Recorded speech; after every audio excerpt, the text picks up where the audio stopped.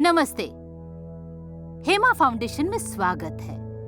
हम चर्चा करने वाले हैं तत्वों के आवधिक वर्गीकरण और इसे भावनात्मक बुद्धिमत्ता के मूल्य से जोड़ने पर। यह प्रक्रिया जिसमें रासायनिक तत्वों को उनकी विशेषता के आधार पर वर्गीकृत और समूहीकृत किया जाता है, तत्वों का आवधिक वर्गीकरण कहलाती है। आवर्त सारणी में सभी तत्वों को उनके जानकारी के साथ सूचीबद्ध किया गया है, जैसे परमाणु भार, रासायनिक प्रतीकों और परमाणु संख्या। आवर्त सारणी की व्यवस्था हमें परमाणुओं के बीच कुछ प्रवृत्तियों की कल्पना करने के लिए प्रेरित करती है। ये तत्वों की परमाणु संख्या पर आधारित है। वर्गीकरण हमें आवर्त सारणी में उनकी स्थिति के आधार पर तत्वों और उनके यौगिकों के गुणों की भविष्यवाणी करने में मदद करता है और इसके विपरीत भी।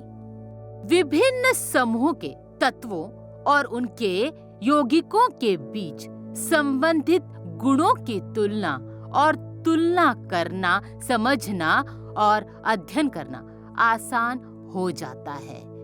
इसका मतलब ये है कि किसी तत्व के संपूर्ण इतिहास की भविष्यवाणी तालिका से की जा सकती है और ये भी अनुमान लगाया जा सकता है कि यदि वे अन्य तत्वों के साथ मिल जाए तो वो कैसा व्यवहार करेंगे। भावनात्मक बुद्धिमत्ता यहाँ कैसे आती है?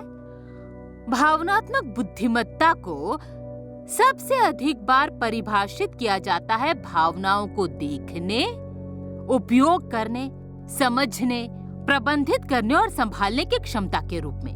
कोई भी भावनात्मक रूप से बुद्धिमान व्यक्ति अपने व्यवहार के प्रति सामाजिक रूप से जागरूक होता है, प्रभावी ढंग से संचार करता है और सहानुभूतिपूर्ण तथ्य आत्मनियमित करता है।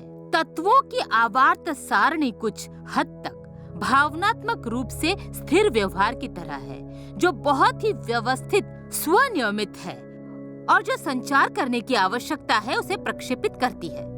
आप मूल्यों के महत्व को सहसंबंध कर सकते हैं, जैसे जीवन में अनुशासन, निष्ठा और टीम वर्क। समझ रहे हैं ना?